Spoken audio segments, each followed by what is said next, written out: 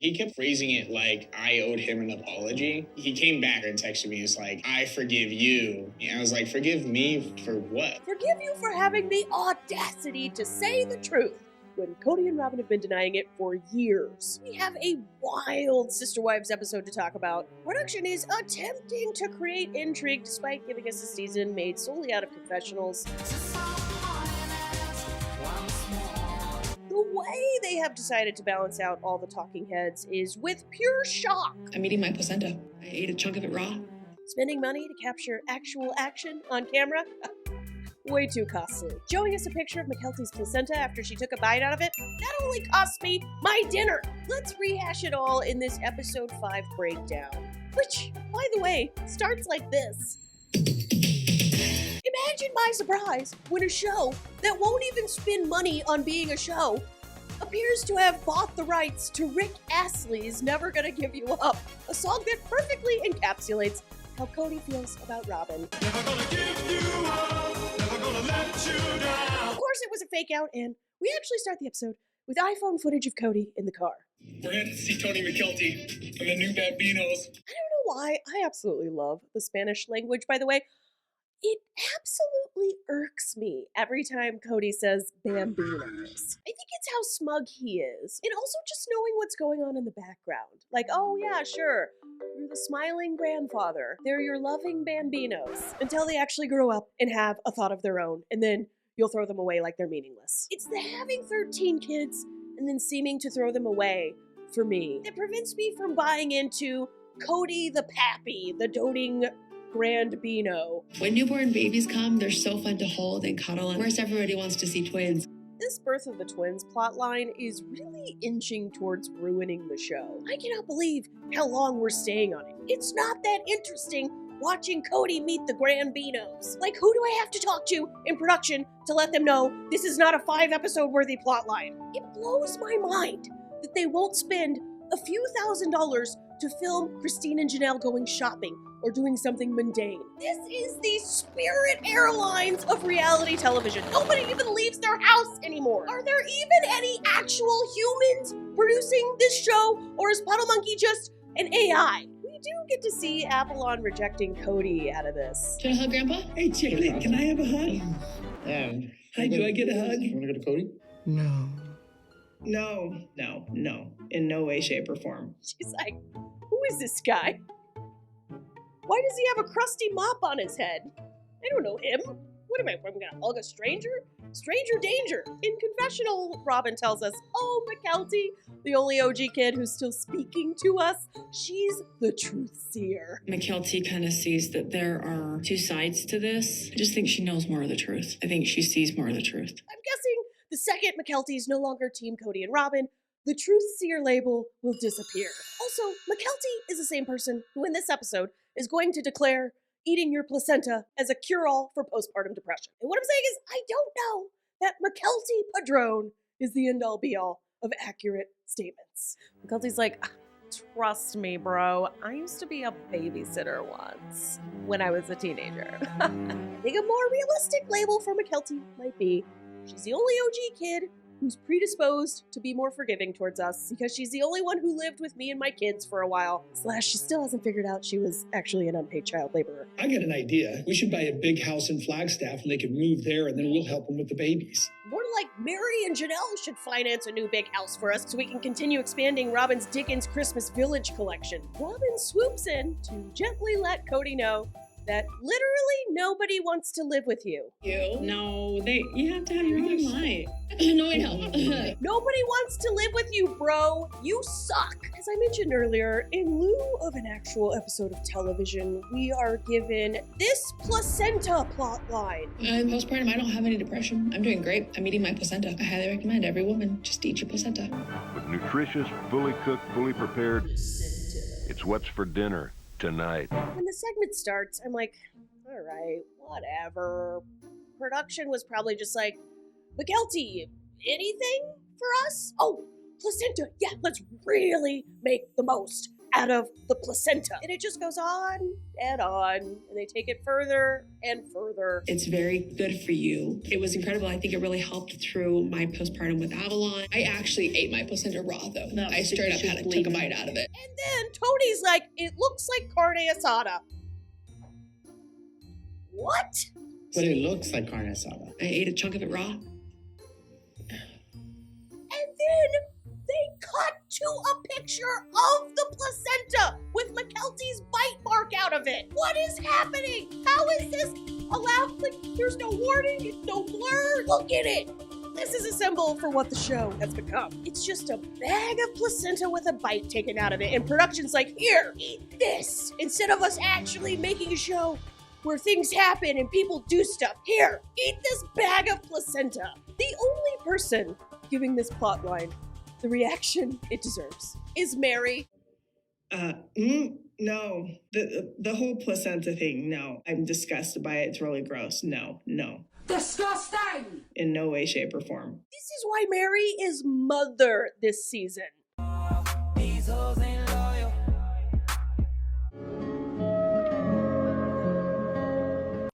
Don't stare at people's butts. Life lessons from me. Whose butthole is Meri referring to? It isn't Kody's. My first instinct was that is disgusting, but it's what all mammals do. I'm sorry. Did I miss the episode where MYKELTI moved into the middle of the jungle and now they have to worry about predators sniffing out the afterbirth and attacking the hut? I wish so badly I would have known about eating your placenta. I wish so bad. I would have done it in a heartbeat. Oh, I would eat all the placenta. I would have like a placenta platter. I would get some cheese, dip in it. My biggest regret in life is not eating the placenta. The placenta is great. Everyone should eat the placenta. I didn't eat mine. It was the biggest mistake of my life, next to Meri and Kody.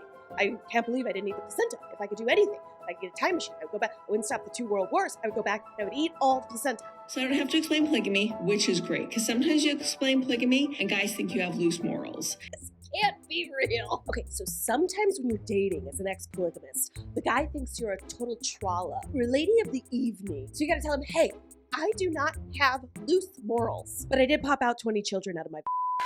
If they're being truthful and this car confessional really was filmed back when she was first dating David, Christine lets us know David has not yet put the moves on. Yeah, he didn't hold my hand on the second date, and we didn't kiss on the second date. I need to have a conversation with him about, is he attracted to me? Look, my last husband made me wear a brown wig and shape my jaw like a Lego every time we got it on. So I just need to know, are you attracted to me? What if I put a nacho platter on my body? Does that give you a little bit of a or is that like a I'm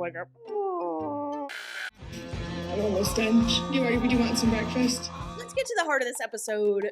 Janelle and Gabriel having burnt eggs and toast with a side of calling Kody's bowl out. Do you want hard or soft yolk? Your dad always had this system, like you didn't want him flipped over. You put the lid on or... Yeah, and he always wants a lemon and a cup of hot water.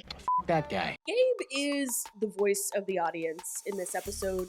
He says all the things a lot of us have been speculating about for years now. I don't know why dad is... Maybe it's a form of midlife crisis. Accurate. I mean, Kody's whole mantra was like, my kids have been not loyal to me, and the most precious person in this family who's given her heart and soul has been disrespected, or some bull like that. Oh, we know the "my precious has been disrespected" line. We hear it every episode. Gabe reveals Kody texted him and acted like Gabe owed him some sort of apology. He came back a couple of days later and texted me, hey, I've been thinking about what you've been saying. I forgive you. Please forgive me. I was like, forgive me for what? For being in cahoots with your brothers and taking the side of those women with loose morals. Apologize to Robyn for insinuating she had anything to do with the Robyn's 47 requirements for being able to enter our house unless you're Kody or the nanny COVID rules. What's going on here? I'm so triggered that you took offense to me favoring Robyn and her kids. I'm so triggered that you didn't just say nothing about me favoring my other kids. And that's triggering to me! You guys pointing out how I was always at Robyn's. Triggered! I told Dad that if he doesn't change and he can't take accountability, then I just won't ever see him again, and I'm perfectly okay with that. Gabe has every right here to set this boundary. I think it would take Dad really setting things straight, and I think that would take an act of God. I refuse either way. The last I knew, he really just thinks the kids should, let him be their patriarch. They just don't want any part of that. Janelle is just dead wrong about me and patriarchy. I've never been patriarchal. I'm going to be the head of my household again if everybody's willing to conform to patriarchy again, I guess. I actually was just angry once when Christine was leaving, but I've never been patriarchal. That's totally false. That allegation that you have me on camera saying, I just happened to say it on camera, doesn't make it true. Okay? Just because I said it doesn't mean it's true. Also, I'm triggered.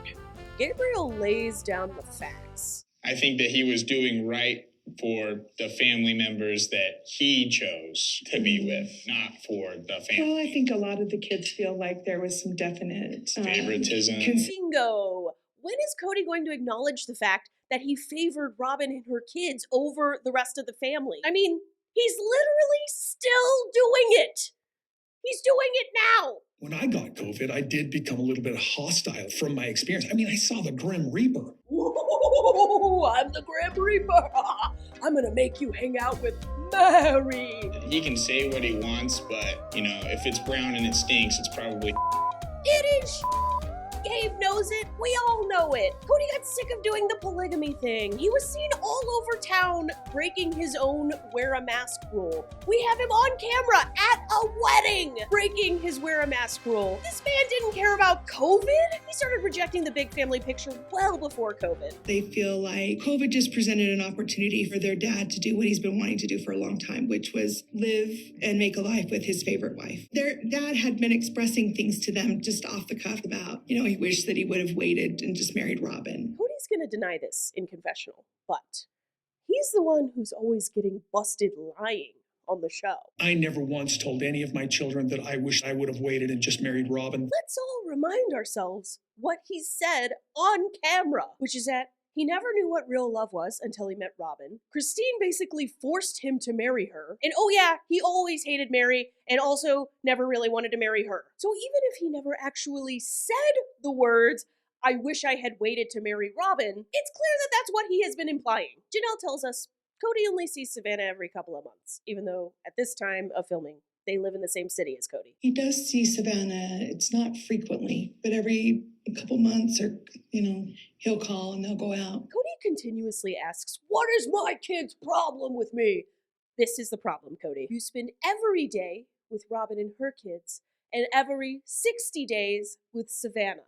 At this point, Janelle reveals that Savannah is actually planning on having her brothers walk her down the aisle when she gets married. Savannah said that that's who will walk her down the aisle when she gets married will be her brothers. Now, this is getting a lot of attention, and I think it's because it really shows Kody's position in even Savannah's eyes, who there's like a quick segment from Janelle about how Savannah totally accepts the, every once in a while dad status she has with Kody, and she's totally not gonna bust his balls the way the other kids are. But even still, she is not gonna have him walk her down the aisle. The sheer volume of children who are telling him, hey, you're not being a good dad, you're dropping the ball as a father, should be a clue to Kody. And yet, he continuously insists that they are the problem, that they are in the wrong, and that they should apologize to him. Janelle brings up Kody's assertion that Robyn has been treated poorly, and Gabe responds. I think that Robyn definitely has a victim complex. I don't necessarily blame her for that. Different people devise different strategies to keep themselves afloat. Oh, we are not circling around this topic anymore. My kids aren't really, there's a lot of anger towards Robyn. When they say something or do something, she's going to twist it all around. That's how they feel. Remember the Christmas gift exchange text drama? Robyn wanted everybody to do one thing. I believe it was schedule a FaceTime or a Zoom call for the tenders, and the OG's kids were having trouble scheduling it. And then when she didn't get her way, she promptly acted like the OG's kids had stolen her lunch money and then changed the narrative to, well, they've always bullied me and my kids. If she actually believes that we were mistreating her or her children in any way, when she was constantly getting favorited by dad and we were always working on our relationship with her kids, if she actually believes that, then there's no chance of me having a relationship with Robyn. Then the editors cut to Kody because I'm sure they didn't have the balls to ask Robyn, is this true? Do you believe the other OG's kids mistreated you and your kids? Production can't even ask the right question!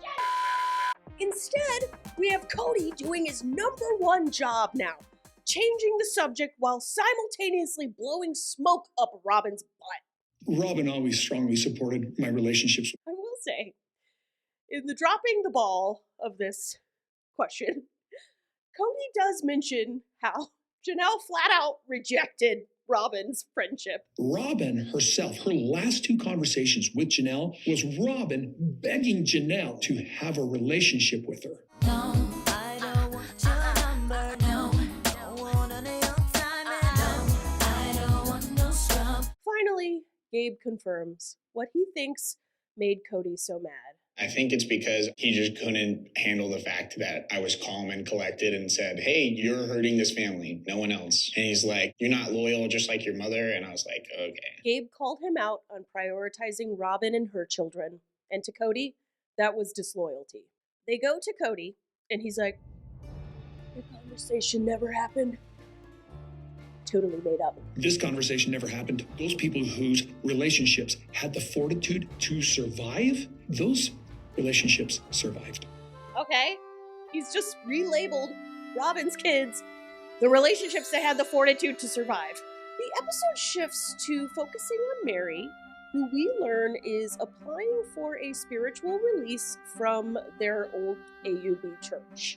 I texted Kody and I said, hey, I went ahead and started the process. If you want to give any input, have anything to do with it. And he never responded. Okay, I'm sorry. I do not mean to take away from Meri's big moment here, but could we not get production to tell Kody, hey, text Meri back, we're filming her? They do this all the time on The Housewives. Like, we need content. Here was an opportunity for content. And it's not even that hard to line up. You call Kody and you say, hey, we need you to respond to Meri's text at this time. And then you send a camera crew to go over and film his end at the same time. I've already foiled my own plot.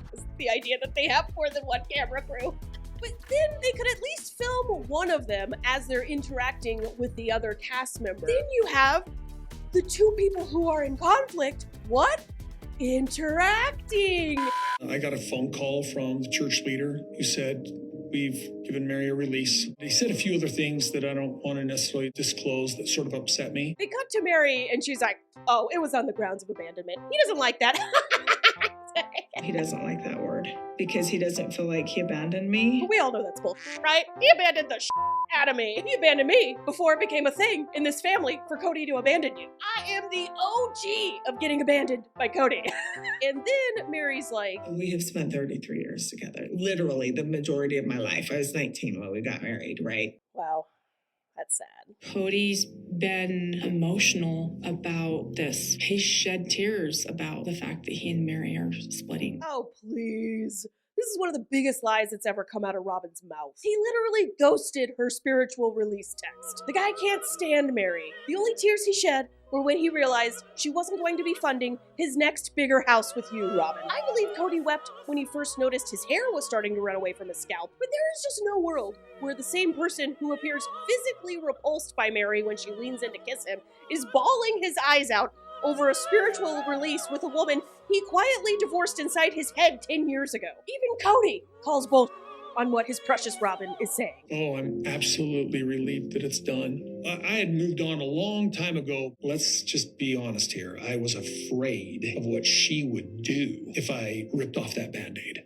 I'll be honest, I was afraid of how I was going to pay my bills if I ripped that Band-Aid off. I was like, let me emotionally abandon this Band-Aid. It's because Meri was never loyal to me, ever. That was always Meri's thing! The loyal one! He used to always call her his loyal wife. And I just hope Meri's okay. And I just hope that Meri's okay.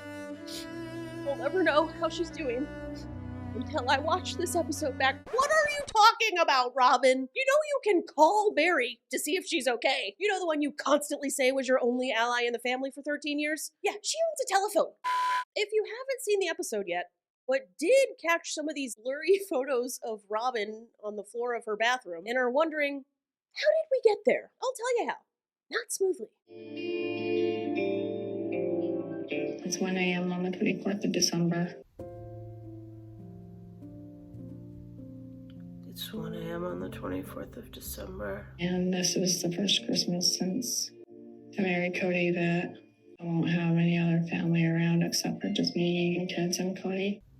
I called my mom and asked my mom if she was coming. She said they had a really big batch of blackberries this season, so she'll be jamming blackberries.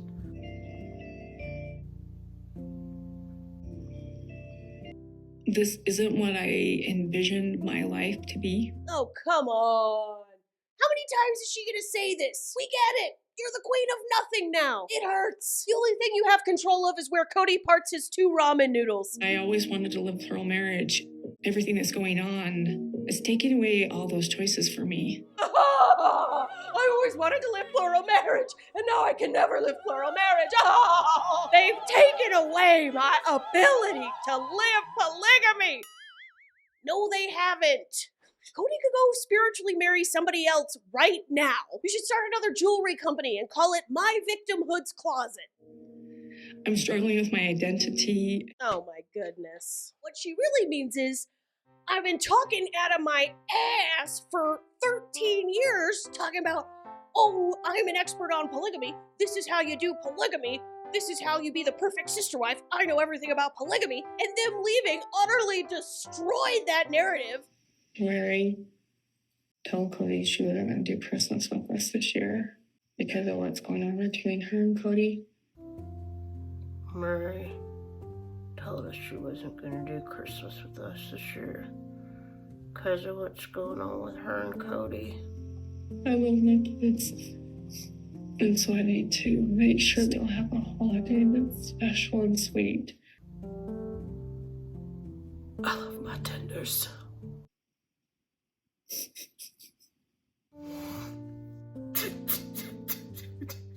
They cut to Janelle and Christine especially is like a frickin' poet. It's time to create some new traditions and some new ways to celebrate that have nothing to do with how things used to be and everything to do with how you want them to be. Kody just keeps going full Gollum. For me now, my prayer was just like, save me and Robyn. This is how you know Kody has learned nothing from any of this. I have this wonderful relationship with her. The pain of this experience has caused trouble in our own relationship. It's been a real struggle, so I hope we save us.